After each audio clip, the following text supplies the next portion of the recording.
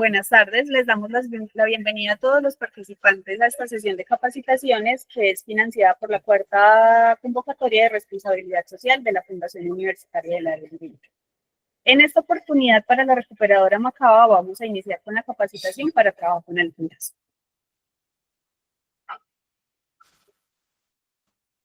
Para empezar, vamos a definir qué es el trabajo en alturas. Este se refiere a cualquier actividad laboral que se realiza a una altura considerable del suelo. Generalmente está desde los 1.50 metros o incluso más e involucra riesgos de caída. Es un tipo de trabajo que implica precauciones especiales, ya que los accidentes en estas circunstancias pueden tener consecuencias graves. Esto puede incluir trabajos en andamios, escaleras, techos, plataformas elevadas, entre otros. Para garantizar la seguridad es fundamental seguir medidas de protección específicas y utilizar equipos de seguridad como arneses, líneas de vía y redes.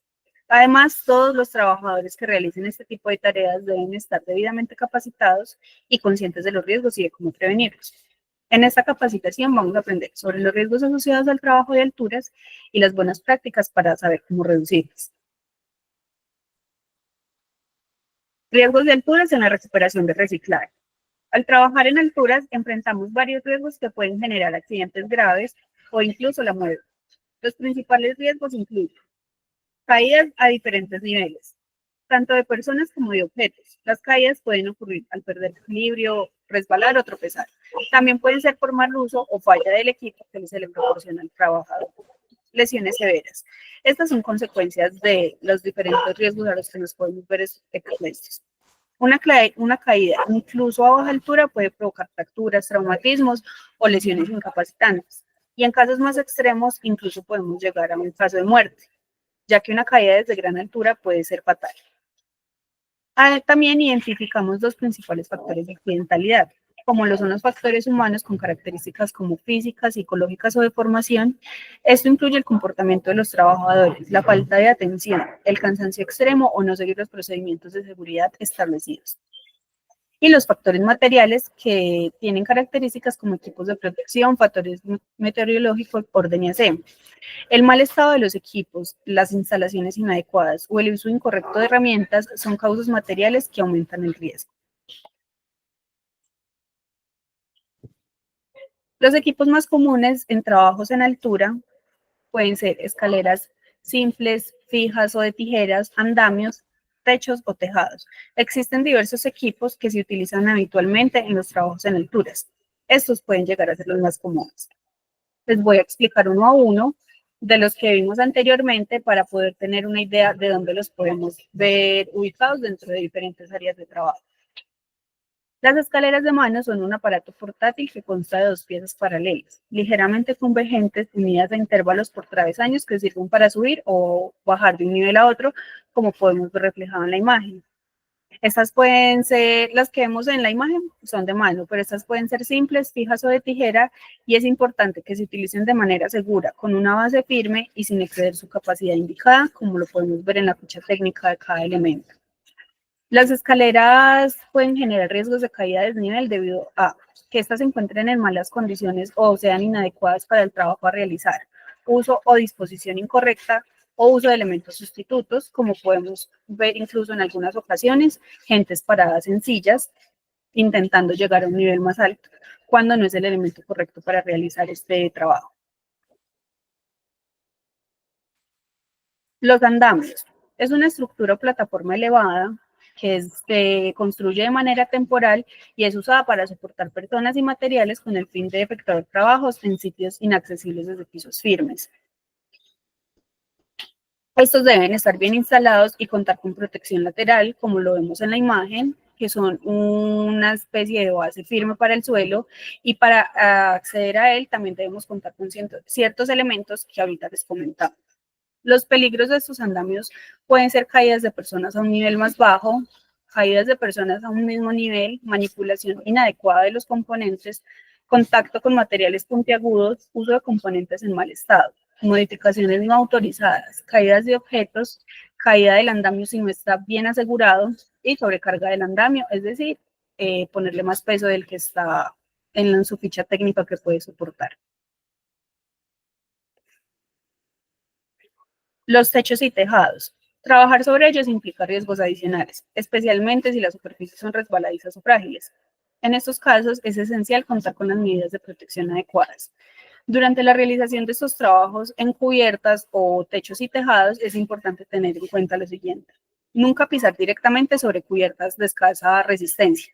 Es decir, si vemos que de pronto hay una teja que está fácil para romperse, que de pronto está en un punto más débil de la estructura, pues no apoyar nuestro peso sobre ella.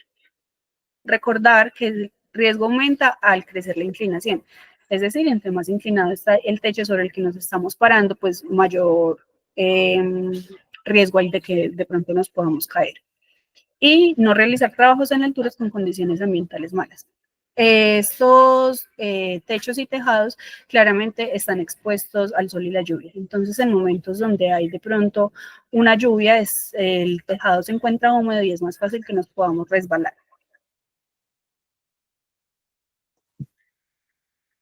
Para prevenir, aparte de seguir los procedimientos indicados dentro del área laboral, también es muy importante tener en cuenta cuáles son los sistemas de protección con los que nos encontramos para apoyar también la disminución del riesgo y el peligro al que nos estamos enfrentando.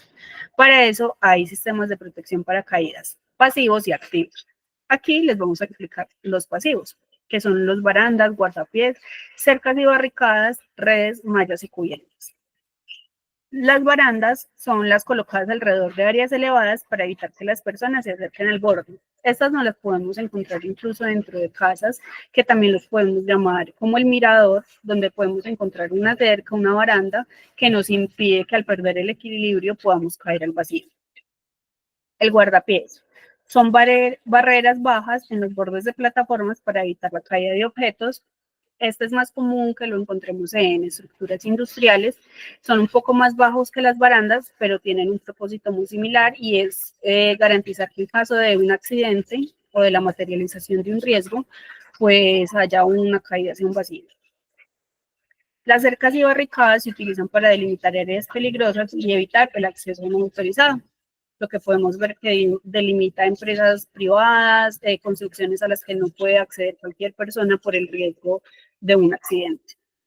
Las redes y mallas y cubiertas ayudan a detener la caída de personas u objetos y minimizan las consecuencias de un accidente. Estas son más comúnmente usadas por profesionales como los bomberos en caso de que se haya materializado un riesgo y haya una persona en peligro inminente de caer. En este tipo de redes o mallas se pueden recibir a la persona para minimizar el impacto y así reducir las consecuencias. También contamos con sistemas de protección para caídas, pero estos son los de protección activa. También son conocidos como sistemas personales de detención de caídas y requieren que el trabajador los use y active para protegerse. Son tenidos en cuenta como un elemento de protección personal cuando un trabajador está realizando el trabajo en alturas. Estos sistemas incluyen componentes que se conectan directamente al colaborador, como arneses, mosquetones y líneas de vida. Este tipo de sistemas no solo detiene la caída, sino que reducen la fuerza del impacto para disminuir las consecuencias del accidente. Sin embargo, para que sean efectivos, es crucial que los trabajadores estén capacitados en su uso y lo revisen antes de cada jornada. Así podremos identificar si hay alguna pieza que esté en mal estado para cambiarla y que el sistema sea efectivo a la hora de que se pueda materializar un accidente. También tenemos amortiguador de energía, ganchos de cierre rápido, puntos de anclaje, línea de amarre, línea de seguridad. Todos estos son sistemas que van en el cuerpo del trabajador.